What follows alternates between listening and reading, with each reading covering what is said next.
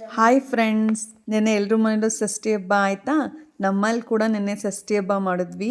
ಎಲ್ಲರ ಮನೆಗೆ ತರಕಾರಿ ಹೆಂಚಿ ಅವರೆಲ್ಲ ಕೊಟ್ಟಿರೋಂಥ ತರಕಾರಿನ ಯೂಸ್ ಮಾಡಿ ನಾನು ಸಾಂಬಾರು ಮಾಡಿದೆ, ಹಾಗೂ ಕಿಚಡಿ ಮಾಡಿದೆ. ಮನೇಲಿ ಪೂಜೆ ಎಲ್ಲ ಮುಗಿಸಿ ಆಮೇಲೆ ಊಟ ಮಾಡಿದ್ವಿ ಫ್ರೆಂಡ್ಸ್. ಆಮೇಲೆ ಸಂಜೆ ರಾತ್ರಿ 9 ಗಂಟೆ 9 ಕಾಲಲ್ಲಿ ಸುಬ್ರಹ್ಮಣ್ಯ ದೇವಸ್ಥಾನಕ್ಕೆ ಹೋಗೋಣ ಅಂತ ಹೋದ್ವಿ. ಇಲ್ಲೇ ನಮ್ಮ ಹಾಸನ ಇರೋಂಥ ಹೇಮಾವತಿ ನಗರದ ಸುಬ್ರಹ್ಮಣ್ಯ ದೇವಸ್ಥಾನಕ್ಕೆ. ಅಲಂಕಾರ ತುಂಬ ಚೆನ್ನಾಗಿ ಮಾಡಿದ್ರು, ದೇವ್ರ ದರ್ಶನ ತುಂಬ ಚೆನ್ನಾಗಾಯಿತು. ಬೆಳಗ್ಗೆ 7 ಗಂಟೆಯಿಂದ ರಾತ್ರಿ 11 ಗಂಟೆವರೆಗೂ ದರ್ಶನ ಇರುತ್ತೆ. ಅಷ್ಟು 11 ಗಂಟೆವರೆಗೂ ಅದೇ ಥರ ಭಕ್ತಾದಿಗಳು ಇರ್ತಾರೆ. ಎಷ್ಟು ರಶ್ ಇತ್ತು ಅಂದರೆ ಜನರಲ್ ಕ್ಯೂ ಅಲ್ಲಿ ರಶ್ ಇತ್ತು, ಪಾಸ್ ಅಂತ ಕೊಟ್ಟಿದ್ರು ಅದರಲ್ಲೂ ತುಂಬ ರಶ್ ಇತ್ತು.